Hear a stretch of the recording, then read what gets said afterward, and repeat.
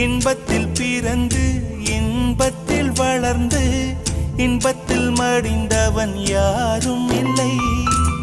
துன்பத்தில் பிறந்து துன்பத்தில் வளர்ந்து துன்பத்தில் முடிந்தவன் யாரும் இல்லை.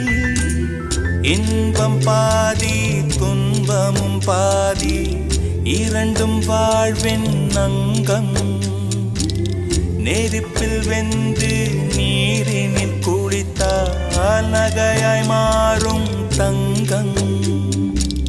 தோல்வியும் கொஞ்சம் வேண்டுமடி, வெற்றிக்கு அதுவே எணியடி.